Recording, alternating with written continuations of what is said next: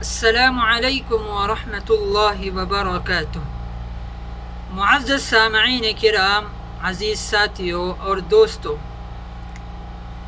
محبت کے سچے دعوے دار وہ لوگ ہوتے ہیں جو نبی کریم صلی اللہ علیہ وسلم کی اتباع میں اپنے آپ کو حوالے کر دے۔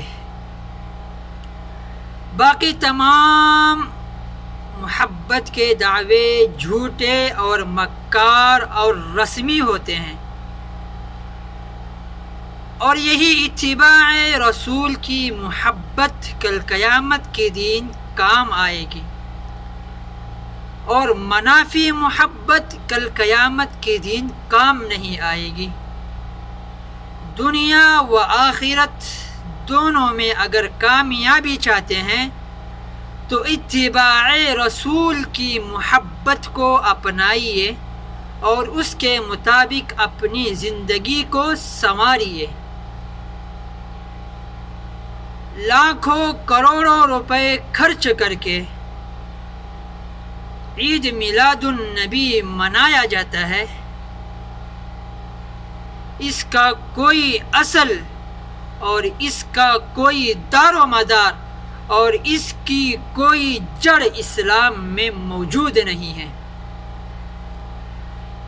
معزز سامعین کرام،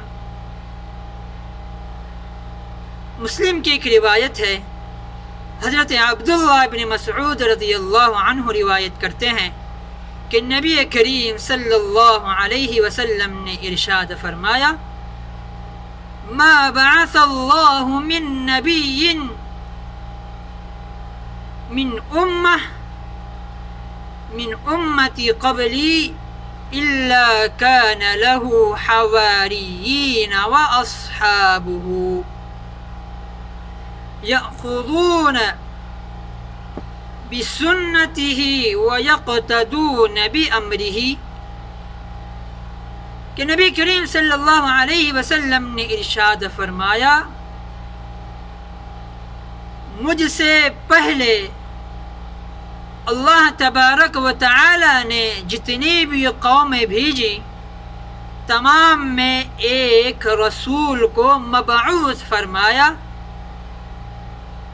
اور ان کے ساتھ کل حواریین بھی ہوتے ہیں اور ان کے اصحاب بھی ہوتے ہیں، اور وہ اصحاب اور ان کے حواریین کیا کرتے ہیں؟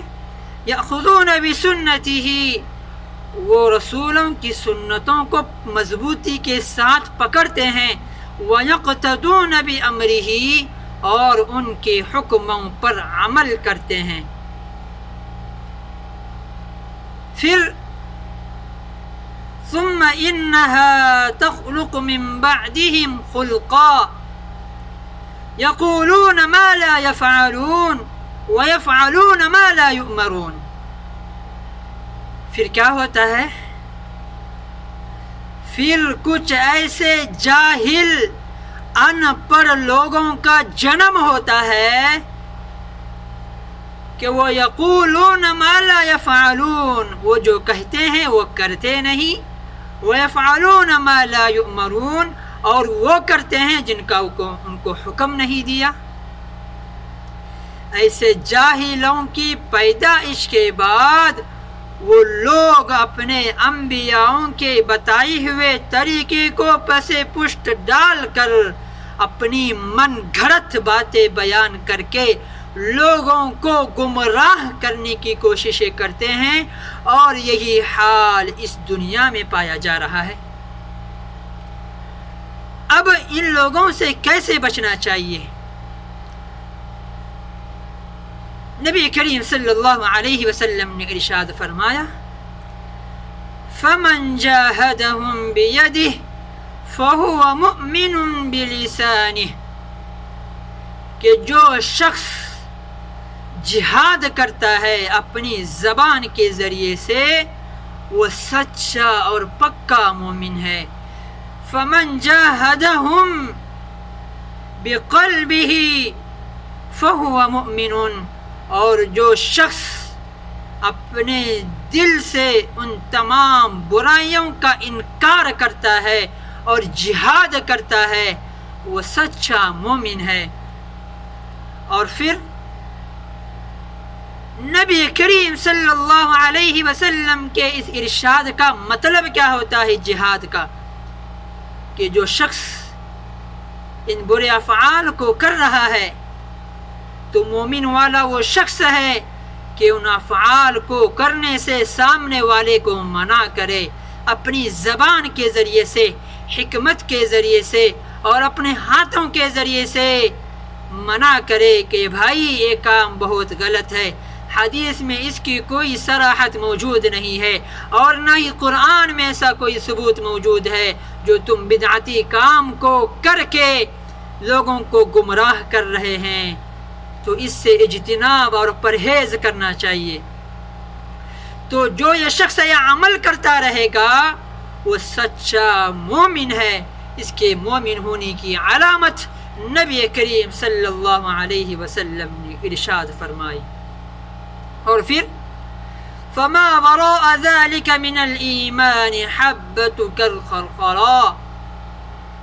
اور اس کے علاوہ جتنی بھی چیزیں ہیں اگر وہ شخص کرتا ہے تو رائی کے دانے کے برابر بھی اس کے اندر ایمان کی شکل اور ایمان کا رائی کے دانے کے برابر بھی اس کے اندر ذرہ سا بھی کوئی علامت نہیں پائی جاتی ہے۔ اب میرے عزیزوں اور دوستوں، عید میلاد منانے والے کس کے مطابق عمل کر رہے ہیں؟ کیا ان کے اندر ایمان کا کوئی حصہ پایا جاتا ہے؟ بس برائے نام محبت کے دعوے کرنے والے، ایسے دعوے سے کوئی بھی فائدہ نہیں ہوتا ہے۔ ان سے ہم پوچھنا چاہتے ہیں، نبی کریم صلی اللہ علیہ وسلم اس دنیا میں 63 سال تک زندہ رہے، کبھی بھی آپ نے اس میلاد النبی کو نہیں کیا اور نہ ہی کسی کو منانے کا حکم دیا۔ حضرت ابوبکر صدیق رضی اللہ عنہ کی محبت کا یہ عالم تھا کہ نبی کریم صلی اللہ علیہ وسلم کے وفات کے بعد اپنے گھٹنے میں اپنا چہرہ ڈال کر کہتے تھے کہ کب میں نبی کریم صلی اللہ علیہ وسلم سے ملاقات کروں گا۔ حضرت ابوبکر صدیق رضی اللہ عنہ نے 2 سال تک حکومت کی، لیکن کبھی بھی یہ عید میلاد النبی کسی کو منانے کا حکم دیا اور نہ ہی خود اپنی زندگی میں منایا۔ اور پھر حضرت عمر فاروق رضی اللہ عنہ نے 10 سال حکومت کی، لیکن کبھی اپنی زندگی میں عید میلاد النبی نہیں منایا اور نہ ہی کسی کو اس کا حکم دیا۔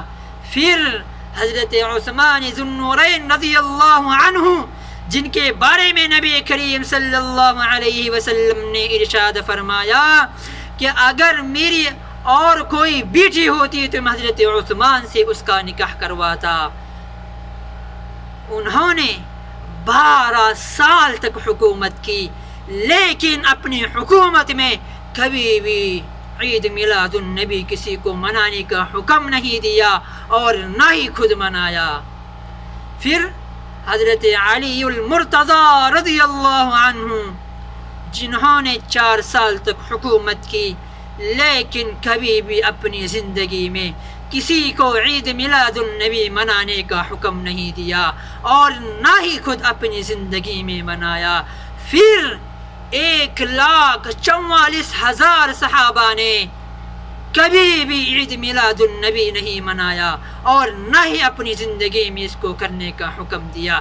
ارے اگر یہ عید میلاد النبی منانے کا اسلام کا حکم ہوتا، نبی کریم صلی اللہ علیہ وسلم نے امت محمدیہ کو کیا نہیں سکھایا؟ وضو کا طریقہ سکھایا، جنابت کا طریقہ سکھایا، نماز کا طریقہ سکھایا، نکاح کا طریقہ سکھایا، ولیمہ کرنے کا طریقہ سکھایا، ہر فعل، ہر کام کر کے دکھایا، یہاں تک کہ نبی کریم صلی اللہ علیہ وسلم کے پاس ایک عورت آتی ہے اور وہ اپنے حیض کے بارے میں سوال کرتی ہے. فرماتی ہے اے آقا، حیض سے پاک ہونے کے بعد غسل جنابت اور غسل حیض کس طرح کیا جاتا ہے؟ اللہ اکبر، قربان جاؤں نبی کریم صلی اللہ علیہ وسلم کے ان اداؤں پر. فرماتے ہیں کہ جب تیرے ایام گزر جائے تو نیچے ایک کپڑا رکھ لیا کر تاکہ تجھ کو یقین ہو جائے پختہ کہ میں حیض سے پاک ہو گئی. اس کے بعد عورت کہنے لگی کہ میں کپڑا کس طرح رکھوں؟ حضرت ام عائشہ وہاں پر موجود تھی. فرمانے لگی ادھر آ جا، میں تجھے بتاتی ہوں. تجھ کو یہاں تک شرم نہیں آتی تو کیا کیا القاب سے اور کیا کیا تلفظ کے ذریعے سے اور کیا کیا الفاظ نبی کریم صلی اللہ علیہ وسلم کے سامنے بیان فرما رہی ہے. نبی کریم صلی اللہ علیہ وسلم نے ارشاد فرمایا یہ بھی میری ایک لڑکی کے مانند ہے، اگر میں اس کو کھول کھول کر نہیں بتاؤں گا تو کون اس کو بتائے گا؟ تو میرے عزیزوں اور دوستو، دیکھیے یہ بھی طریقہ نبی کریم صلی اللہ علیہ وسلم نے بتایا. تو اگر یہ عید میلاد النبی اسلام کا حکم ہوتا، شریعت کا حکم ہوتا، تو نبی کریم صلی اللہ علیہ وسلم اپنی امت کو نعوذ باللہ نہیں بتاتے؟ یاد رکھو، یہ عید میلاد النبی کا رواج کب سے عام ہوا آپ جانتے ہیں؟ ایک بادشاہ تھا جس کا نام مظفر تھا.